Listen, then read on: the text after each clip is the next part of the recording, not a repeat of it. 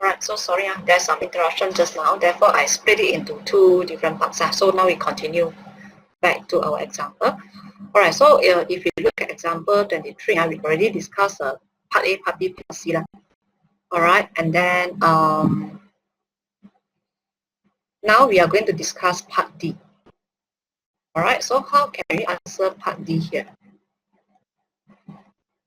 Okay, so maybe I need to erase the answer or the previous answer. Hopefully you already copied all this.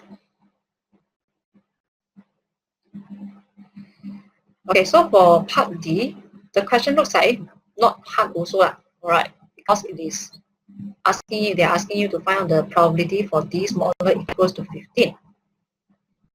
Yeah, then what should you do? Right, okay, so it looks like very simple, but maybe never mind, you try first. Okay, so let us start with part number D. Okay, so for part number D, they want you to calculate the probability for x smaller equals to 15. Okay, so smaller equals to 15 means that you start from x equals to 1, all right? So x equals to 1, then plus x equals to 2, then x equals to 3,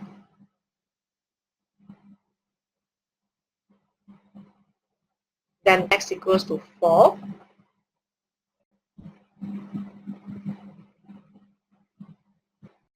okay, so I think it's impossible for you to write until x equals to 15, right? So you can try if you want, then you can just write it out as 4 over 5 power 14, and then 1 over 5. All right, so I hope that you can see that, okay, this is not our step actually, so it is quite long. All right, so no need to list out everything. You can put a dot here and show until the last term. Okay, then now to get the answer, of course you can just press a calculator straight away to get the answer. All right, okay, but now I would like to actually do some not to say simplify, but I want to do some shorter way. Okay, but before I can get a shorter formula or shorter way, I need to show you how I get it first. Okay, all right, so if you look at all the terms that you list out here, every single term is having 1 over 5, okay, in the terms. All right, so maybe if I want to make my calculation slightly easier, what I can do is maybe I can try to take out the 1 over 5, factorize out the 1 over 5. So the first term here, take out 1 over 5, you have 1 only, right? Okay, so for the second term, when you take out 1 over 5, then you will have 4 over 5. Okay, how about the third term? After you take out 1 over 5, then you have 4 over 5 squared. And after that, if you continue, then you are having 4 over 5 power 3. Then the last one will be 4 over 5 power 14. Alright, so this is after I factorize out the 1 over 5. Okay, then now I want you to have a look for all the terms in the bracket now. Do you realize something? Actually, it is some progression. Okay, it is related to progression, geometric progression that we learned before in pure maths. Can you see that or not? Okay, the first term is a 1, second term is 4 over 5, third term is 4 over 5 squared, and so on. So you see that the common ratio is 4 over 5. Correct or not? And then you are adding up all the terms. So how many terms are you having here? You are having 15 terms. First term is 1, second term is 4 over 5. So until power 14 means 15 term already. Okay, so it is actually this whole thing, this purple color one, is actually your Sn, the sum of the first 15 terms for a geometric progression. Alright, so from the pattern, I think you can see that, alright. Okay, then now, how to find out the sum of the 15 term for a geometric progression? So what's the formula? Okay, so the formula for Sn, just recall back. What is the formula here? A.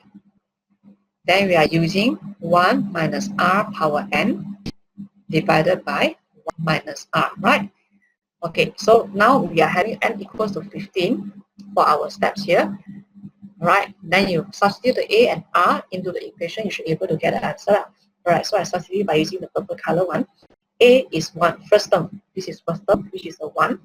Okay, then you're having 1 minus r. So r is 4 over 5. Power n. So you're having 15 terms in total, therefore power 15. Then divided by 1 minus r again.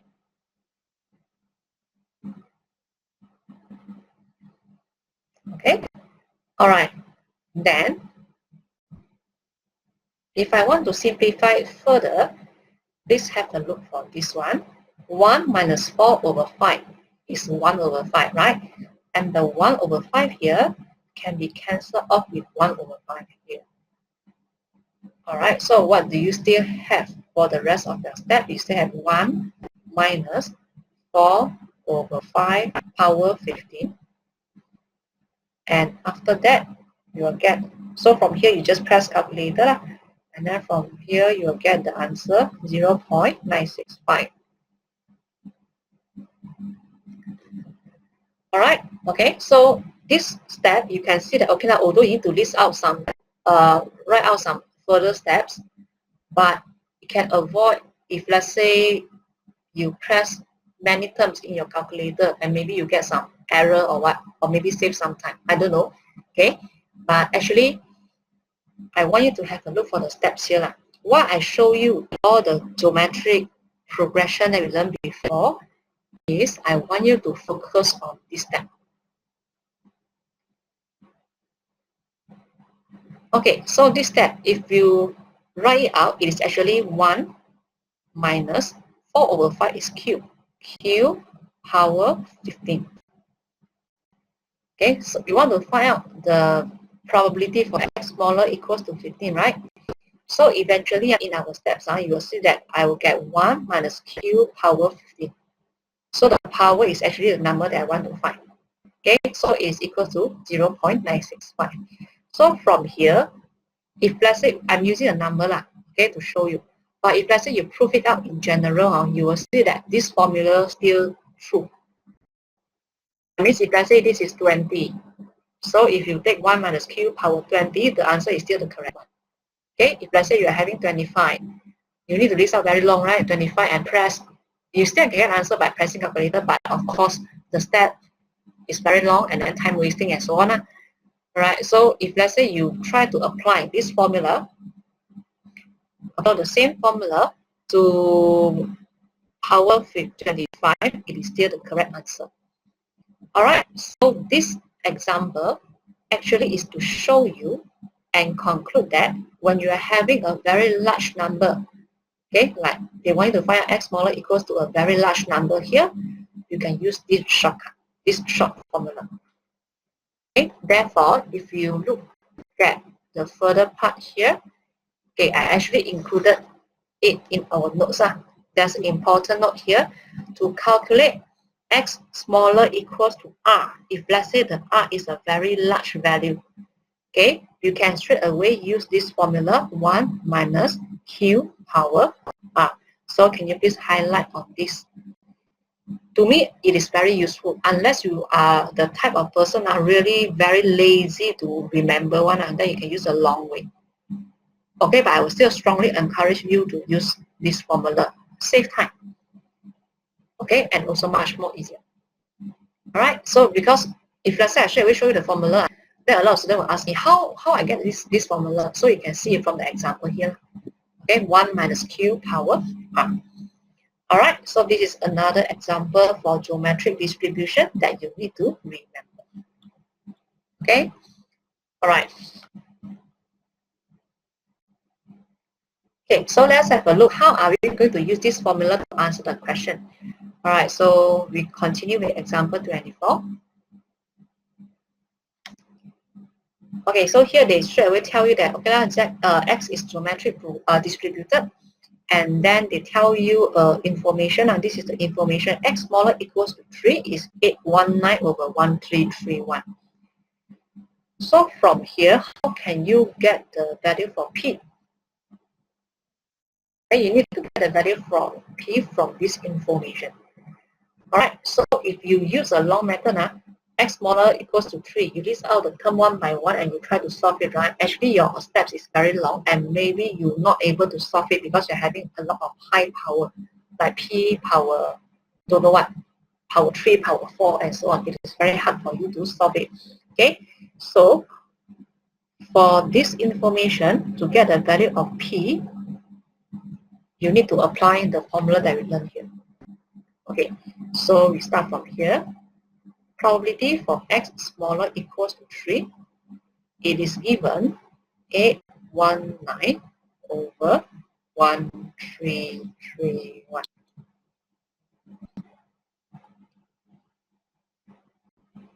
Okay? Alright. Then now,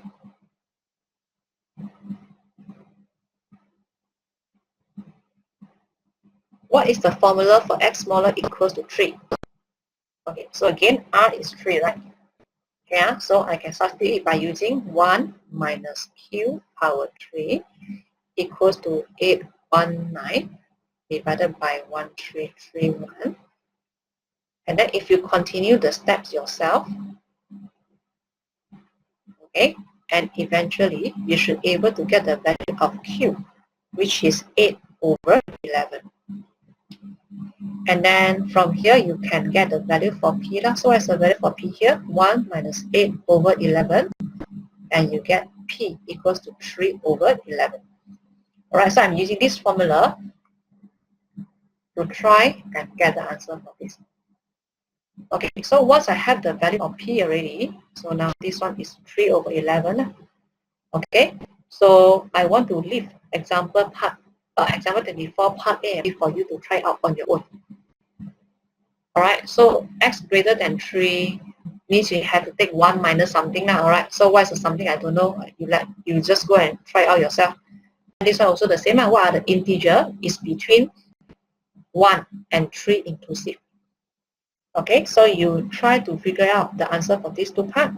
Okay, so for this one, your answer should be 512 over 1331.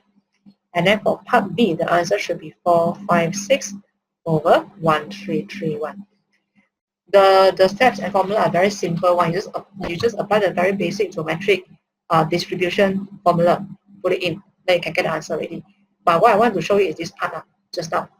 Alright, so we are using the formula of 1 minus q power r into the equation, then to get the answer, to get a p. Then after that only you can continue to get the probability. Alright, okay, so hopefully there's no problem for you for this example. Then you can proceed further for example 25. Okay, example 25 also, it is not hard. Okay, it is a very simple application question. Okay, so what I want to show you is like this. Okay, so when you read the question, a coin is biased so that the probability that it will show heads on any throw is 2 over 3. Okay, then the coin is thrown repeatedly. The number of throws up to and including the first head.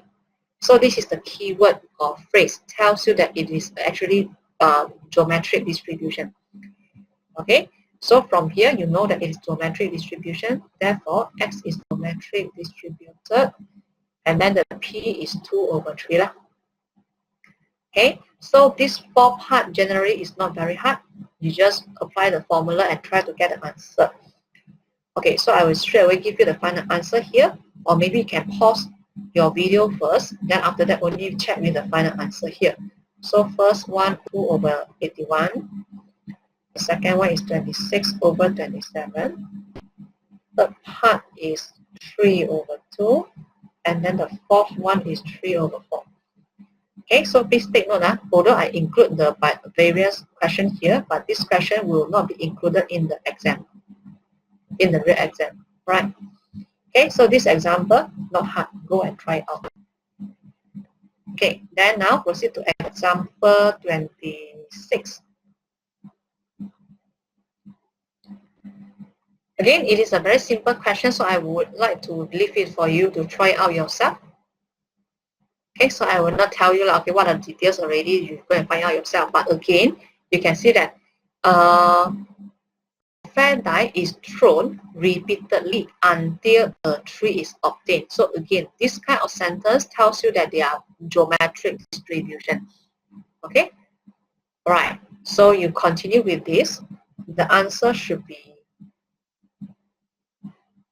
0.665.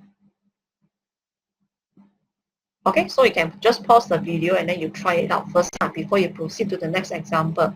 It will be good if you try all these basics first, then only you deal with the harder one. Alright?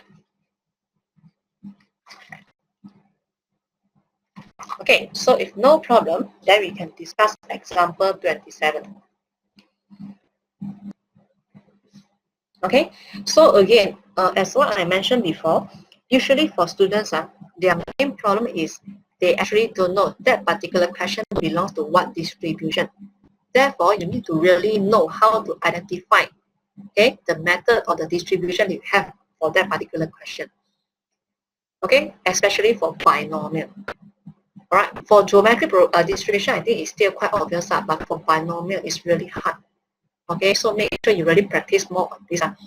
Alright, so example 27 is actually one of the questions that makes the distribution. Okay, so you can have a look for example 27. You can read the question first.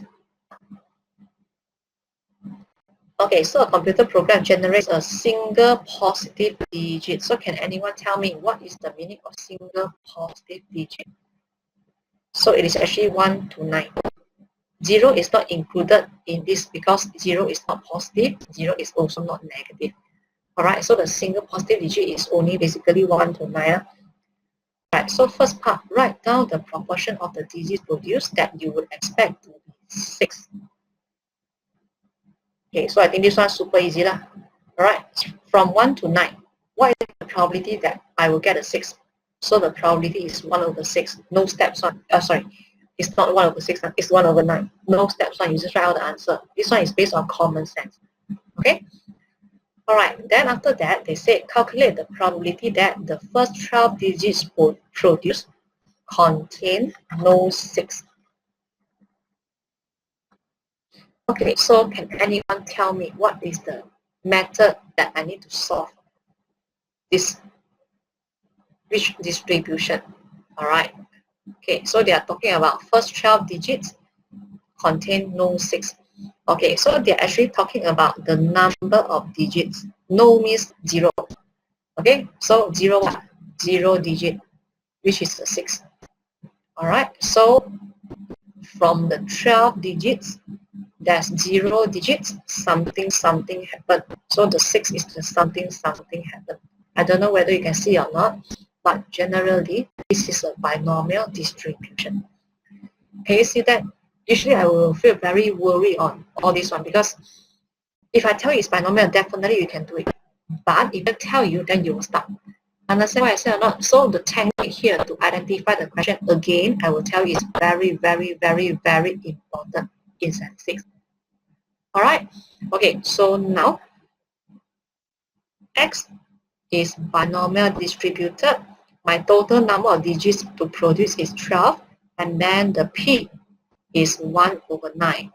So what they want us to count, they want us to calculate X equals to 0. There's no 6. Alright, for the digits, among the digits, and there's no 6. Alright, so it will be binomial distribution 12C0, 1 over 9 power 0, and then 11 over 9, 11 over 9, oh my God, 8 over 9. So 8 over 9 power 12. Okay, so by pressing calculator, then you will get 0.243. So again, I think this is not hard.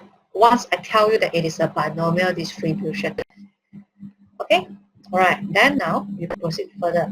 Okay, after running the first 12 digits, the computer continuously, I think there's an error here. I don't know. Maybe I can check it out later. Generates digits until a 6 is produced. Alright, so I think this one is very obvious. When you see the word until something happened, until and up to something, that means it is a geometric distribution already.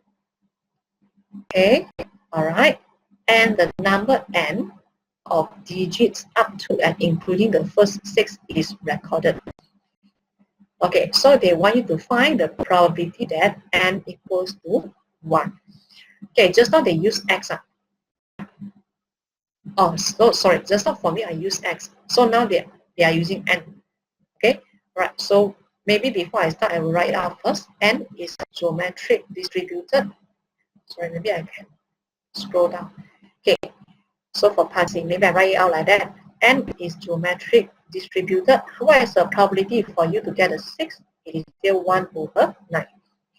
Okay, so there's no limit already because it is stated that until a 6 is produced. That means you'll keep on repeating the flow until you get a 6, or keep on repeating the process of producing digits. Right? Okay, so they want you to find the probability for n equals to 1. Okay, so for n equals to 1, okay, when you produce the first digit, you already get the probability. You already get a 6, so the probability will be 1 over 9. That's all, nothing. Okay, and then after that, they want you to calculate the probability that n is exactly 9. So n equals to 9. So what's the answer? That means you throw 9 times in total to get a 6. Or not to say throw total 9 times. You produce 9 digits in total to get a 6. So the first 8 digits that you produce are all not 6. So it is 8 over 9. However, 8 multiplied with 1 over 9 for the last one. And then you get 0.0433. So now the short example showing you that we are having binomial and geometric distribution in the same question. Alright, okay, so just make sure that you know how to detect all this and then you know how to identify out in the exam by yourself. Okay? Alright, so with no problem, then the last example for this chapter 4. Okay, let's have a look for example 28. Okay, so there's a machine cuts plastics and then normally only 4% of the pieces are unacceptable.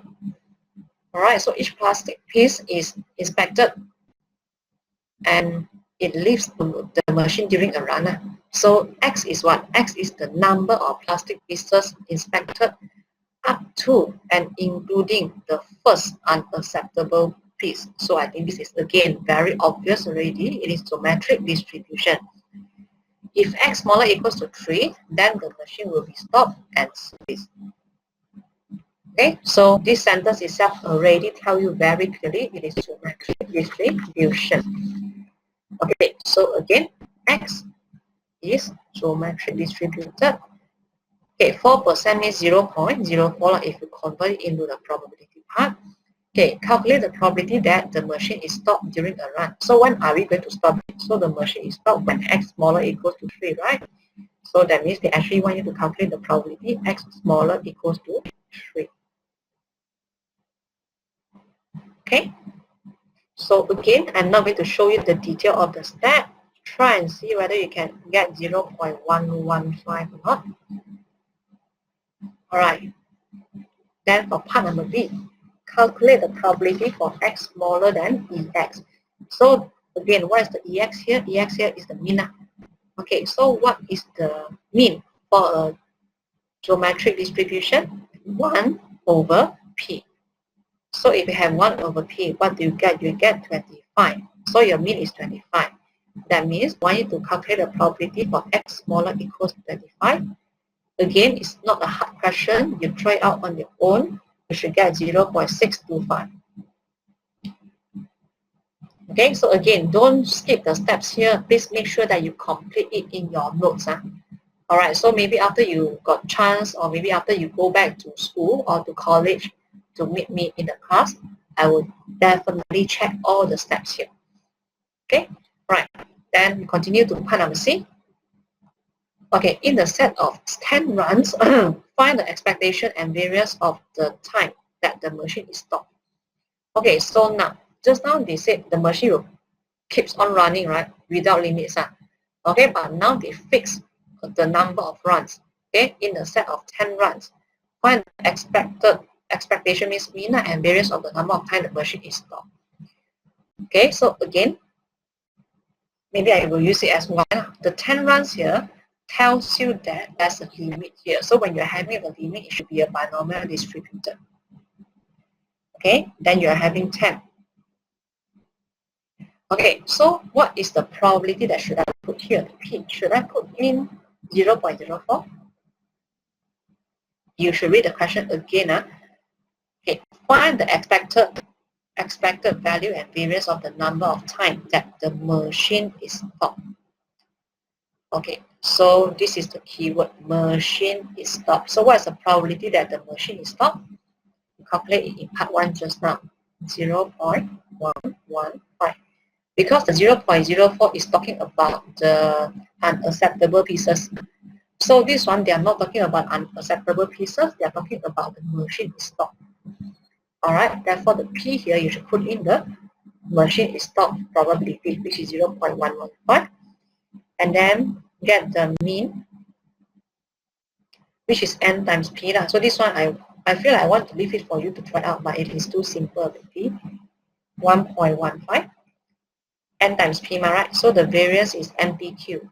Okay, so again, I want to show you the steps. NPQ should be 1.02 if you round it off to 3 significant figure. Okay, so again, this is another example that to show you they actually try to mix the geometric and also the binomial distribution together. Alright, so again, as what I said, the technique of identifying out the binomial question is very important. Geometry also the same, but geometry is quite simple for you to identify it out. But binomial is not as easy as geometric. Alright, so just make sure that every time, maybe before you answer any question, then please look for the patterns. Then from there, you started to train yourself to identify all the questions. Okay? Alright, so this is what we have our whole chapter 4. That means the chapter 4 is the end already.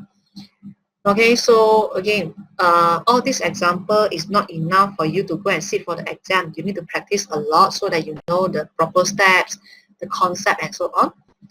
So we have already prepared a lot of questions at the end of every chapter, right? And also some tutorial questions. So just go and try.